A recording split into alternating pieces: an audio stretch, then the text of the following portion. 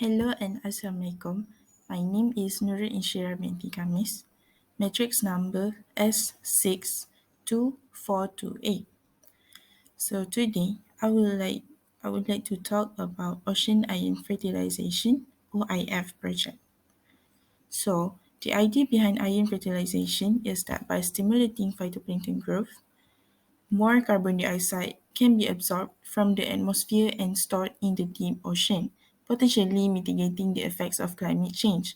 However, the effectiveness and potential environmental impacts of ion fertilization are still being studied and debated by scientists, and large-scale implementation of this technique has not yet been approved due to potential risks and uncertainties.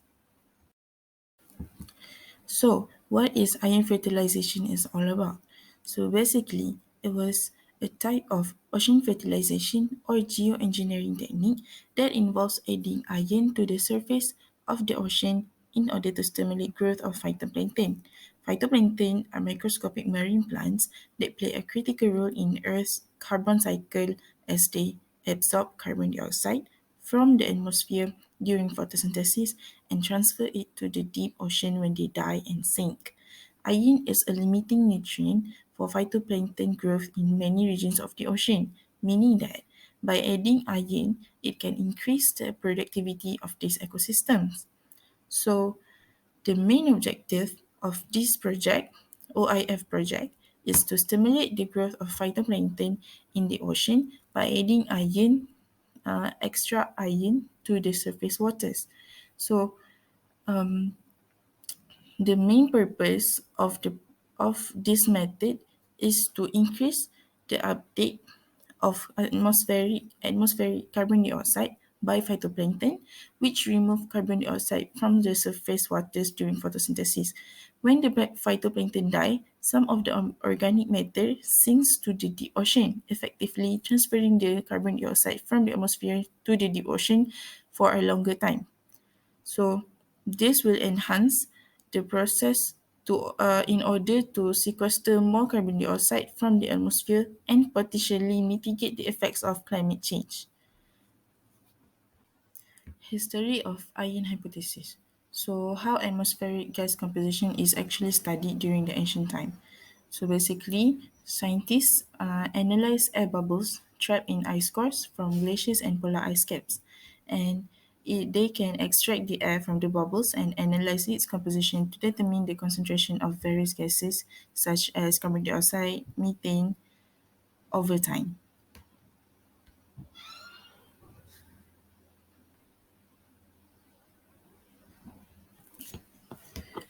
So, John Martin is an oceanographer that proposed the concept of ocean ion fertilization based on his observation that certain areas of the ocean contain different concentrations of phytoplankton and other marine life compared to surrounding areas. So, in the 1980s, Martin proposed that adding iron to iron-limited areas of the ocean could stimulate the growth of phytoplankton, which would then consume carbon dioxide through photosynthesis. This process would remove carbon dioxide from the atmosphere and store it in the deep ocean as sinking organic matter. So, there are three region or place that has been chosen to make the experiment of OIF, which is the Southern Ocean, Equatorial Pacific, and North Pacific. Southern Ocean is chosen because of its high nutrient concentration and its potential to sequester large amounts of carbon dioxide. Equatorial Pacific is chosen because of its nutrient poor region, and it has a really high surface temperature, while North Pacific is another region that has been targeted for iron fertilization because the subarctic region where high nutrients concentrations and iron limitation have been identified. So, what are the relationship of OIF with climate change? So, basically, after adding iron through OIF, it can stimulate phytoplankton growth. Then from there, phytoplankton will photosynthesize the photosynthesize more, and they can consume more carbon dioxide from the atmosphere and convert it into organic matter. And then more uh, more organic matter will sink to the deep ocean, and then it will sequester more carbon dioxide for long periods of time. So, therefore, high iron concentrations in the ocean can lead to increased phytoplankton growth and carbon sequestration, which can result in reduced carbon in the atmosphere. Conversely, low iron concentrations in the ocean can limit phytoplankton growth and carbon sequestration, leading to increased carbon in the atmosphere. However, the article also notes that the relationship between iron and carbon sequestration is complex and can depend on various factors such as the availability of other nutrients, ocean circulation pattern, and potential environmental impacts of OIF. So, there are approximately 13 OIF experiments that have been done to study the effects of OIF in the field. But there are several limitations that have been classified as potential causes for the unsuccessful findings of OIF experiments, which include first, iron limitation may not be the only factor limiting the phytoplankton growth and productivity in the ocean.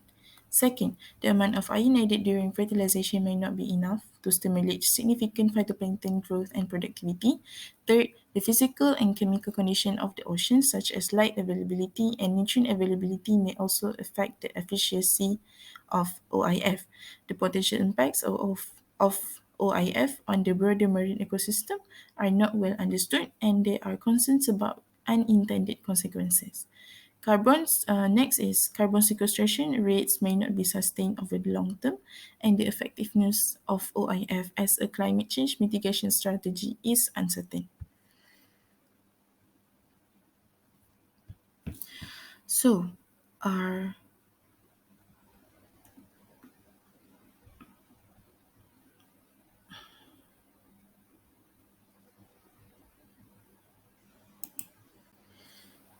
so these are a few improvements that we can do in future experiment of OIF.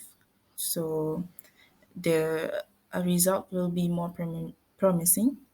So one of it is conducting more controlled experiments, which is one of the main challenges of ocean iron fertilization experiment is that they take place in a complex and dynamic environment.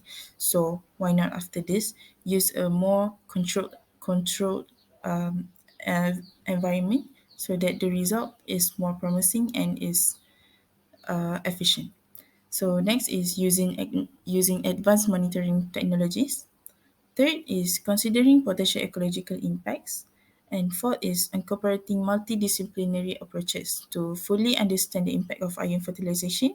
So future experiments should incorporate multidisciplinary approaches including oceanography, ecology, and atmospheric science.